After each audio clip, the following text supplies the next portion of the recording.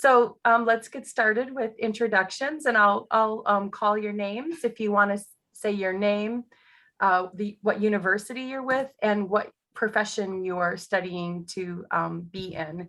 So why don't we start with Justin? Yeah, hi everyone. Thank you for being here tonight. My name is Justin. I'm a fourth year pharmacy student at Southern Illinois University, Edwardsville. Great. And how about Brittany? I'm Brittany. I'm a second year graduate student at St. Louis University, and I'm studying speech pathology. Great. And Tate? Hi, everyone. I'm a second year dental student at the Missouri School of Dentistry and Oral Health in Kirksville and St. Louis. Great. And B? Hi, I'm a third year physical therapy student here at SLU. Great. Well, welcome students, and now we'll start with the judges. Why don't we start with John? So you guys know me, I'm John Morley, I'm a geriatrician at SLU. And how about Jim next? Hi, everybody. I'm Jim Pacala. I'm a geriatrician and the head of family medicine and community health at the University of Minnesota. And we'll do Joe next. Hi, everyone. I'm Joe Gogler. I'm a professor in the School of Public Health at the University of Minnesota. And Marla? Hi, Marla Bergwager from St. Louis University, obviously with my background there. And I'm in the School of Social Work, and I direct the Geriatric Education Center in the School of Medicine. And Max?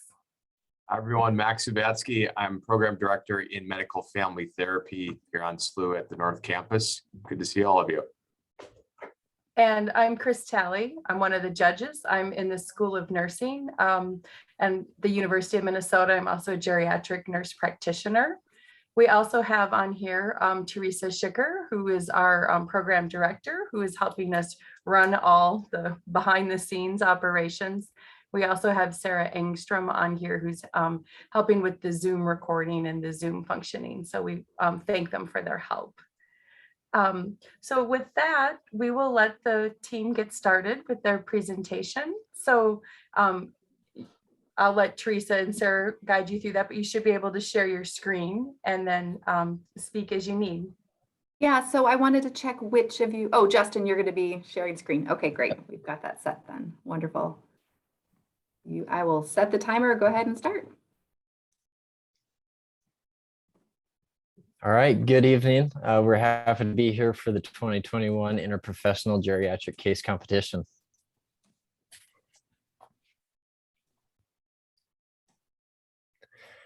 So to start, I just want to go over a basic outline of what we will be going over this evening. So initially, we will go over a patient overview. And this is about Miss Lopez, her family, and some of the challenges that she and her family face. And then we will move into Miss Lopez's healthcare providers, and we will touch upon some of the roles that each of those providers will play to help Miss Lopez get to be where she wants to be physically, mentally, and emotionally. Then we will move into the plan of care. And this is broken down into Miss Lopez's immediate needs and long-term needs. And then we will go into each one of those. And lastly, we will wrap it up with the conclusion at the end. Now I want to introduce you to Miss Lopez. Miss Lopez is a 75-year-old female. She moved to the United States about 5 years ago after her husband died suddenly from a heart attack. This move allowed her to be closer to family for support, and so they could help take care of her. Currently, Miss Lopez does not have legal immigration status in the United States. She is independent, proud, and very social. She loves to be around family and friends, and those are some of the things that are most valuable to her. Miss Lopez did work as a house cleaner with some of her very close friends, and she did help with her grandchildren's daycare so her son and daughter-in-law could go to work. However, 3 months ago, she tested positive for COVID-19. And since then, she has lost energy and has had to stop cleaning and tending the grandkids. Eventually, she would like to return to both of those things as they bring a lot of purpose and happiness into her life.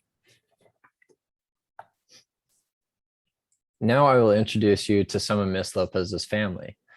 Miss Lopez has a son named Mateo who works at a local food processing plant. He got COVID at work and had mild symptoms, but he feels guilty about bringing it home and infecting Miss Lopez. Mateo is married to Amelia. Amelia works afternoons and evenings at a local restaurant. Mateo and Amelia have 3 children that Miss Lopez would tend. This allowed Mateo and Amelia to go about their evenings and to work to bring income for the family.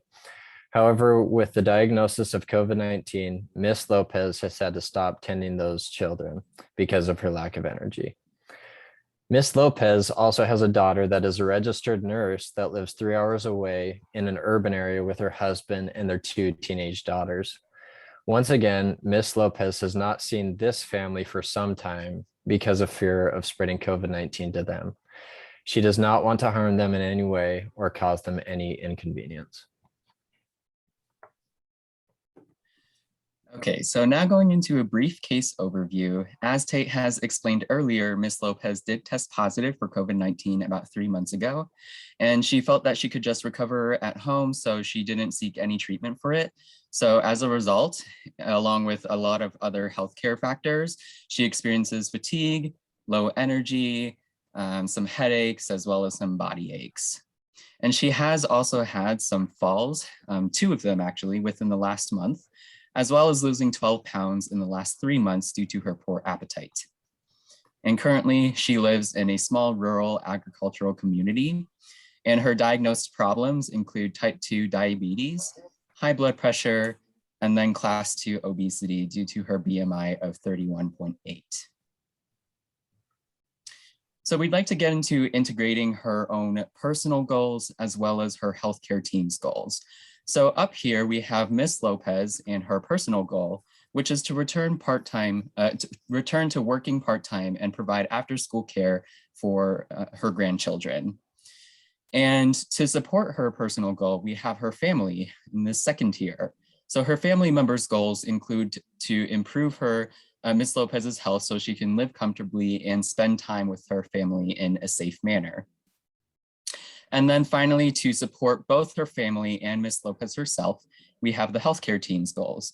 And many of these goals include improving her overall health and well-being and quality of life, as well as educating her on why the healthcare team is there and how we're there to support them, as well as education on the COVID vaccine and making sure that she understands and forming that mutual understanding with her and her family, as well as communicating properly across the team, as well as her family members. So going more into Miss Lopez's team. So we have Miss Lopez here in the middle, and in her inner circle, her support system, we have her family. We want to make sure that her family is integrated very heavily and very closely with her care process. So her family will be with Miss Lopez every step of the way through each step of the care process. And around the family, we have the care team. So we have pharmacists, we have dietitians, we have nurses, psychiatrists, social work, PT, OT, everyone else who will be there to support both the family and Miss Lopez, making sure that everyone is communicating at all of the team meetings and that they are getting the care that Miss Lopez needs. We would also like to dive into some of the barriers. So Miss Lopez does have quite a few barriers coming as an undocumented immigrant to the US and having limited English proficiency. And one thing that we did want to mention is her immigration status. So since she is undocumented, as Tate explained earlier, she doesn't have any of those benefits to insurances or healthcare access. So getting her immigration status can be a very difficult thing. And if we dive too deep into her immigration status, that can lead to deportation, which is actually the last thing that we want to do. So her family and her healthcare team are going to try to walk around these barriers and help Miss Lopez traverse across these barriers as best as we can. So as Justin just explained, Ms. Lopez has many barriers that she is up against, both physically, mentally, and with her undocumented status that she is trying to overcome. We thought it would be so important that she has resources that she could rely on for her physical and mental health needs, and also with her finances and any other challenges that she may face. We thought it would be very important that she has a nurse case manager assigned to help her. The nurse case manager could help her with her medications. Not only will it help Ms. Lopez to understand her medications better, but the nurse case manager could also speak with the pharmacist and the primary care physician, so everybody is on the same page, and so everyone knows where Ms. Lopez is on her road to better health. We also thought the nurse case manager could help with her limited energy. The nurse case manager could be in touch with the physical therapist, the dietitian, to speak about how she can use her energy in the best ways and how she can increase her energy. Lastly, the nurse case manager could also help with triage and help Ms. Lopez understand where she needs to go next for her healthcare needs. Another great resource for Ms. Lopez that we thought about would be her daughter, who is a nurse. If Lopez needed to turn to a family member, her daughter would be a great resource to help calm fears and to help her understand steps that healthcare providers are taking to improve Ms. Lopez's life. And then also another important aspect we thought would be a social worker. The social worker can help in many ways. A social worker can help to navigate the healthcare system so she knows where she's at and where she needs to go from there. The social worker also helps keep the family in the loop. If there is anything that Ms. Lopez doesn't understand or the family, the social worker can help to answer those questions and to get everyone on the same page. Another great benefit of a social worker is that they could possibly help with any financial challenges that Ms. Lopez or the family may be facing. So as an interprofessional team, we plan on communicating via weekly team meetings, using pagers, and also including the family during group meetings, as well as providing family education. As a team, it is everyone's role to place the patient at the center of care. We must share equal responsibility, collaborate, and share ideas, as well as being timely and punctual. Another big thing that we went over was the FQHC. An FQHC benefits Ms. Lopez in so many ways. And the awesome thing is Ms. Lopez is already set up with an FQHC. At this location, Ms. Lopez can have many health concerns addressed. She will have access to primary care, nursing, dentistry, a pharmacist, physical therapy, a dietitian, and a social worker, along with other healthcare providers as needed. Another great thing about the FQHC is that she can receive care and treatment there that she deserves, even though she does not have legal immigration status at the time being. Finances have been quite tight for Ms. Lopez, and she will pay on a sliding scale, which is something that is so important. Another great thing about an FQHC is that referrals can be made quickly and efficiently. Because there are so many healthcare providers in one location, great interprofessional communication is done there, and this helps meet the needs of Ms. Lopez and her family. We decided to organize our plan of care into immediate needs and long-term needs. We believe that the FQHC that Ms. Lopez has access to is also a great tool and resource because, as Tate previously mentioned, the FQHC highlights many professions that she can seek treatment from. Ms. Lopez also has had a lack of energy and overall fatigue contributing to her well-being. We feel like addressing her diet, mobility, and physical activity levels can help improve these factors and ultimately help her reach her goals. Our long-term needs include social interaction, so getting Ms. Lopez back to being able to visit her coworkers and friends at work and visiting and taking care of her family. Improving her mental health, Ms. Lopez is a proud, independent social woman who is now dealing with emotional distress, so we want to make sure she's seen someone to help with her mental well-being.